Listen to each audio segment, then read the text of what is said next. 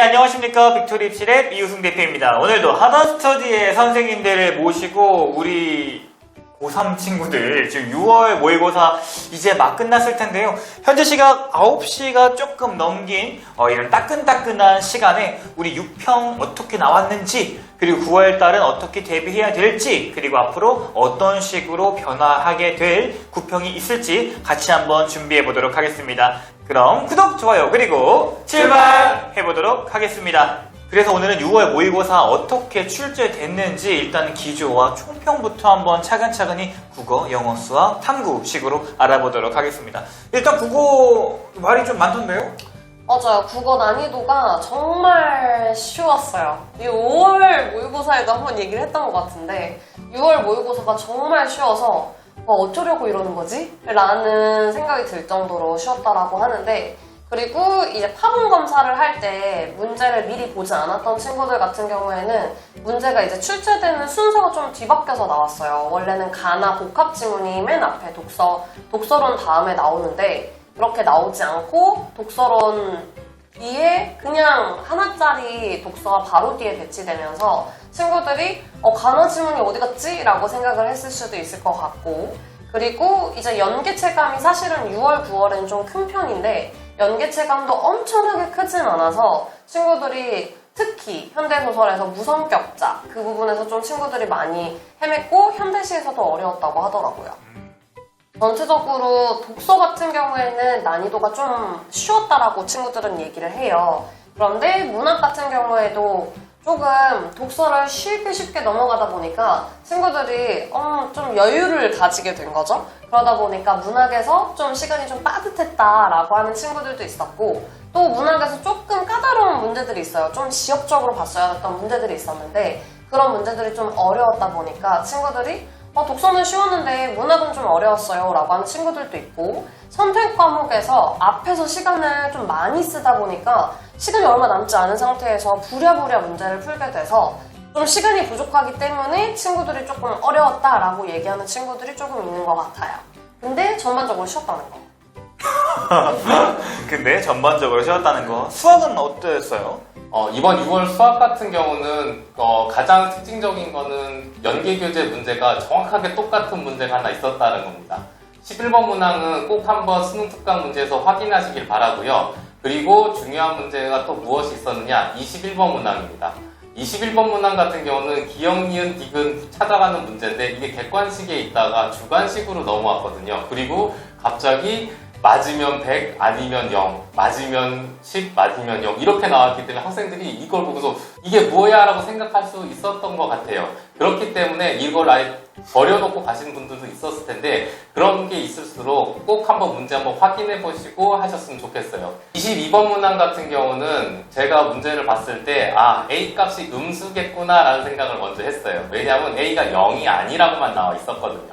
그래서 그 22번 문항을 했을 때는 음수 조건을 대입해서 하나하나씩 대입해서 문제를 풀었으면 충분히 풀 수 있는 문제이긴 했어요. 이게 정확히 푸는 건 아니더라도 이 문제는 이렇겠구니 라는 생각을 충분히 할 수 있는 문제였거든요.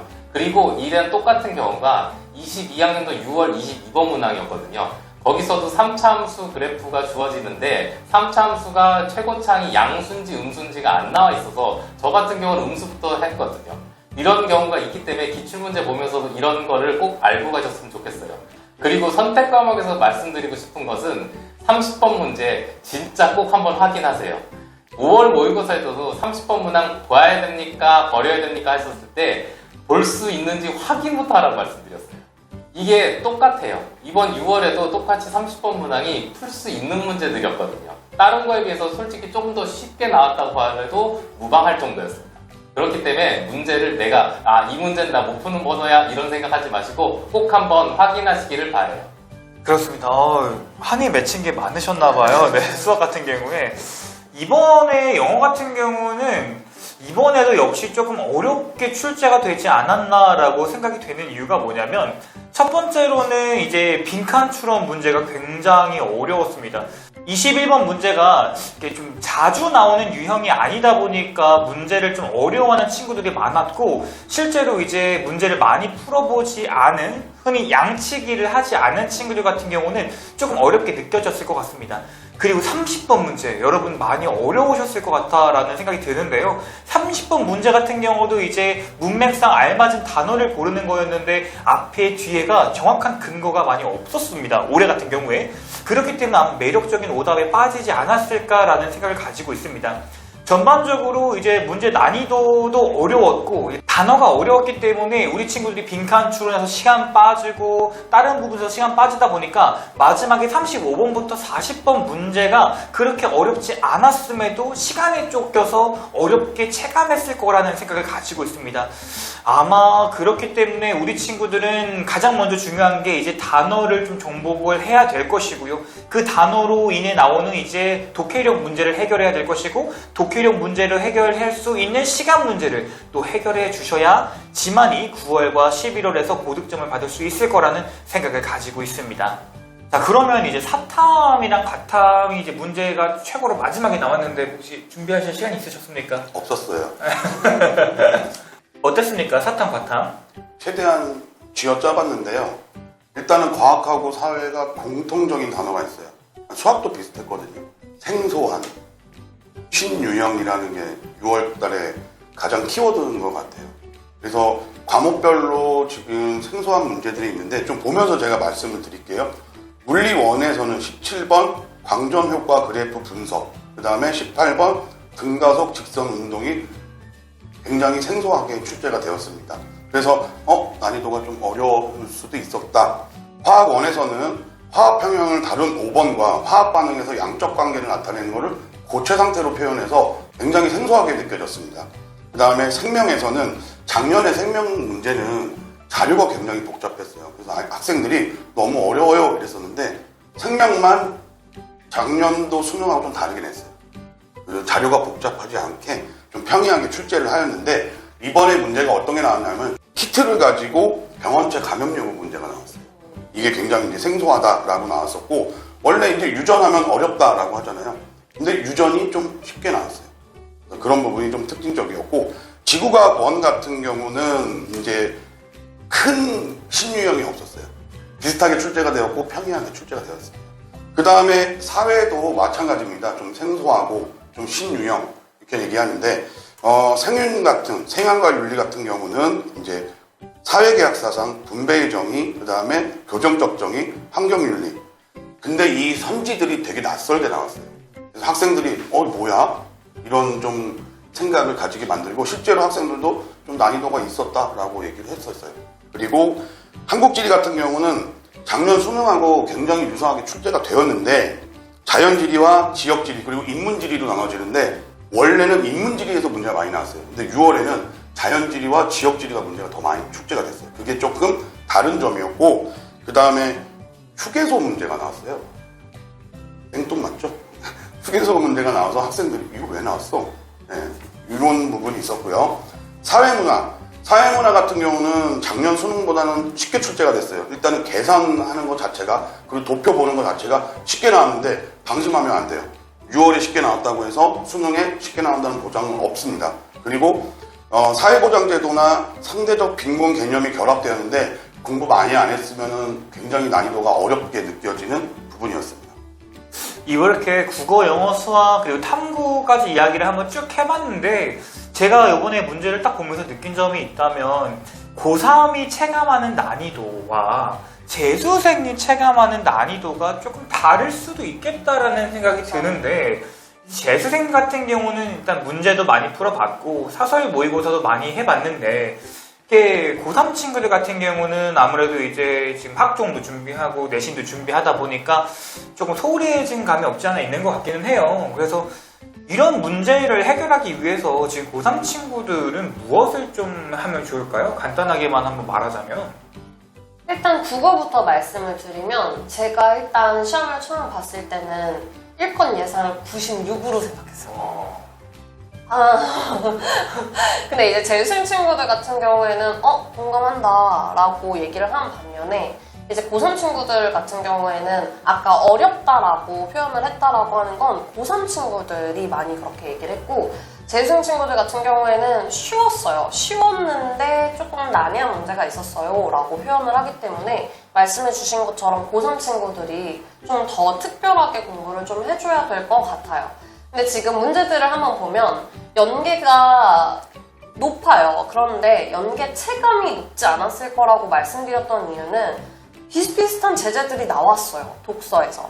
그리고 양적 관계를 묻는 문제들이 나왔는데 이건 항상 문제 요소로 나왔기 때문에 친구들이 이 부분은 아 이거 문제 나오겠지? 라고 생각하고 봤기 때문에 친구들이 어렵지 않다고 느끼는 거라서 독서 부분에서 조금 더 어렵게 나올 수 있어요. 추론형 문제가 나올 수 있고 양적 관계뿐만 아니라 우리 양적 관계를 1대1 대응 시켜놓지 않고 한 달이 거쳐서 만들어 놓은 것들도 추론하라고 문제를 낼 수 있기 때문에 독서 부분에 대한 거는 사설 모의고사를 좀 풀면서 문제 풀이 연습을 하셨으면 좋겠어요. 그냥 아 사설이니까 얘는 어려워서 어쩔 수 없어 라고 하는 게 아니라 많으면 주에 2번 좀 정해서 시간을 재고 푸셨으면 좋겠고, 좀 너무 많다라고 하면 주 1회 정도는 사설 모의고사를 시간을 더 타이트하게 해서 한번 연습을 해보셨으면 좋겠습니다.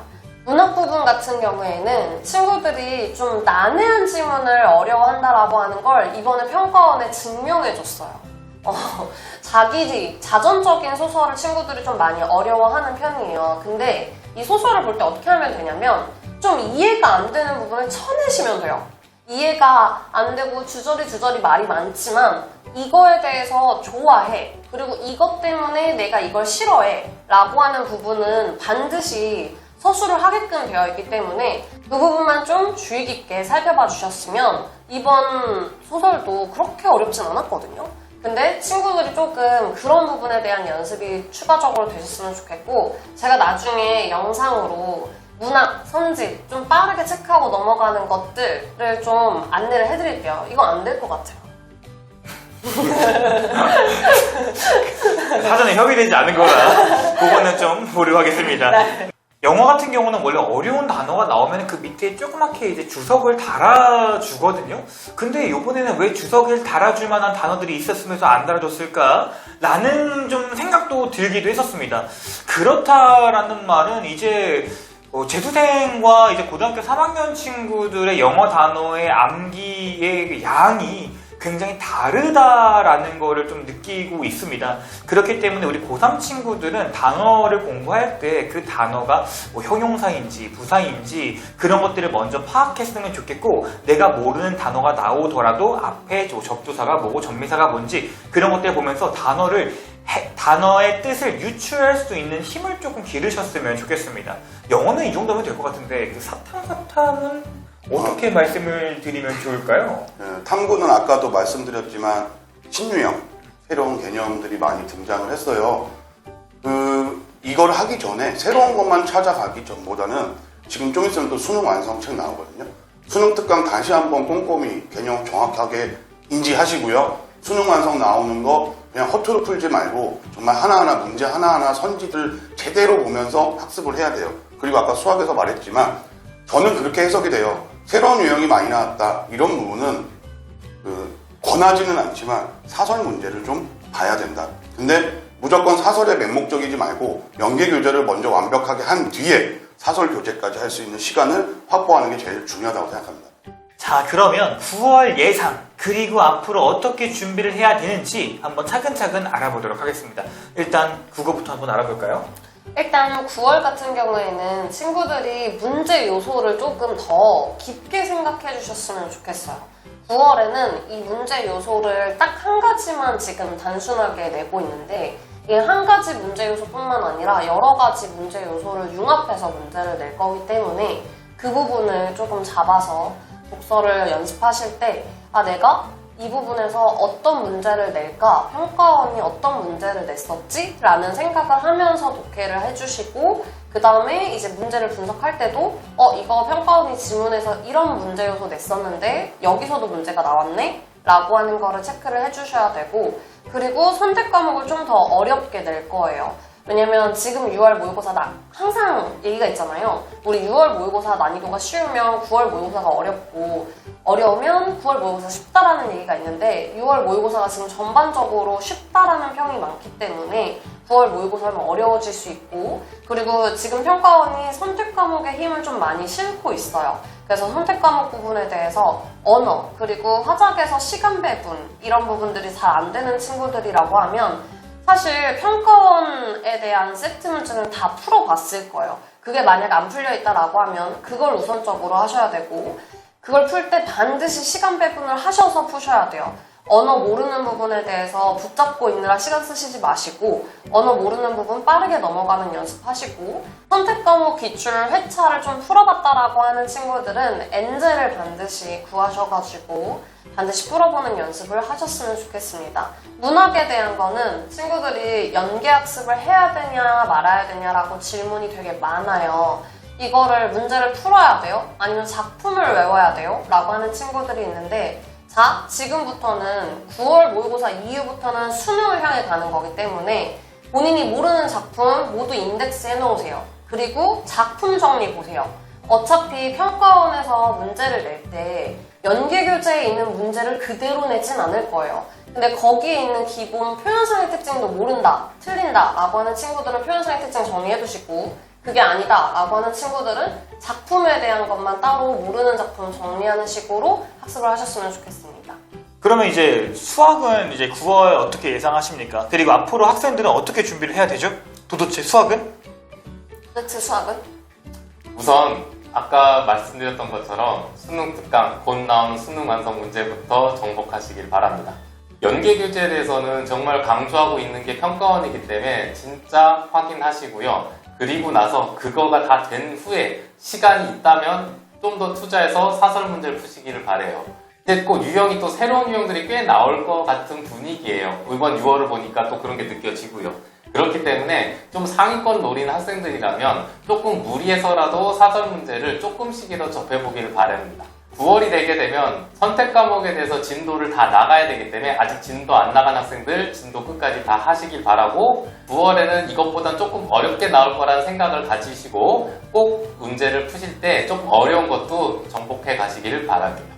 영어 같은 경우는 수능 최저를 영어로 두는 친구들이 많기 때문에 저는 수능 최저를 준비하는 친구들이 걱정되기는 합니다. 지금 3월달도 그렇고 6월달도 그렇고 영어가 점점 어렵게 나타나고 있습니다. 그렇기 때문에 3합을 맞추는 친구들 혹은 4합을 이제 수능 최저로 맞추는 의치한 약수를 준비하는 친구들 같은 경우에 영어에서 1등급을 못 맞게 되면 큰 문제가 생기기 때문에 우리 친구들 같은 경우에 일단 가장 먼저 중요한 게 이제 주석이 안 나오는 단어들도 몇 가지가 보이더라고요. 어차피 영어는 나오는 유형이 다 똑같습니다. 그 유형에서 난이도를 가릴 수 있는 게 아니라 단어를 얼마나 어렵게 낼 것인가, 그래서 독해를 얼마나 어렵게 할 것이고 그 독해의 어려움이 얼마나 시간을 질질 끌게 할 것인가, 그 차이가 영어의 난이도를 나눌 수 있는 부분들이기 때문에 지금 고3 친구들 그리고 수능을 준비하고 있는 재수생 친구들 같은 경우에 단어 공부 많이 해주셨으면 좋겠습니다. 그것이 곧 고득점을 향해 달려갈 수 있는 방법일 테니까요. 그리고 영어랑 마찬가지로 또 수능 최저를 두고 있는 것 중에서 가장 유력한 게 또 탐구지 않습니까? 이 탐구는 우리 친구들도 봤을 때 뭐 정말 국영수는 열심히 하지만 탐구가 지금 막 6, 6, 5, 5 이런 친구들도 굉장히 많습니다. 그런 부분들에 대해서 어떻게 준비를 하면 좋겠고 또 9월은 어떻게 예상을 하고 있으신지 궁금합니다. 일단은 뭐 탐구 기준으로 최저 기준으로 말씀을 드리자면 대부분 탐구 두 과목 중에 하나를 보는 학교가 많아요. 그래서 일단 지금 학생들이 점수를 받아보면 일단 한 과목에 좀 더 집중을 더 했으면 좋겠고요. 그리고 아까도 앞전에서 말씀을 드렸지만 새로운 문제, 신유형 문제예요. 게시문이 더더 복잡해질 거고 선지도 새로운 문제들이 많이 나올 거예요. 그리고 헷갈리는 문장들이 나올 거고 그리고 단원들 간의 복합적이고 융합적인 문제들이 계속 출제가 될 거예요.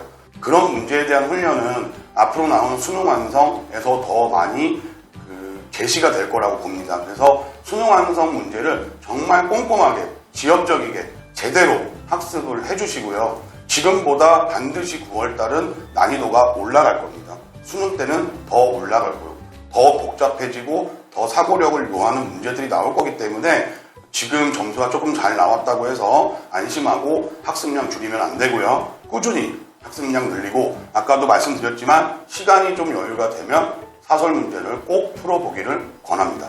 자, 이렇게 해서 6월 모의고사의 총평부터 국영수 탐구 전체의 9월 예상, 그리고 앞으로 어떻게 준비해야 될지를 한번 이야기를 해봤는데요.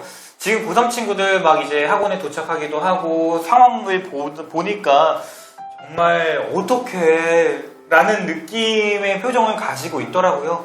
근데 이제 6월밖에 안 됐습니다. 9월도 있고 결국엔 수능 잘 보면 장땡이잖아요. 그렇기 때문에 우리 지금 오늘 6월을 못 봤더라도 어머님들께서도 너무 힘들어하지 마시고 학생 여러분들께서도 너무 슬퍼하지 마시고 앞으로 있을 9월 그리고 11월까지 최선을 다해서 좋은 점수를 받고 그리고 대학에 합격하셨으면 좋겠습니다. 지금까지 빅토리 입시랩의 이우승 대표와 하다스터디였습니다. 시청해주신 여러분 진심으로 감사드립니다. 안녕히 계세요.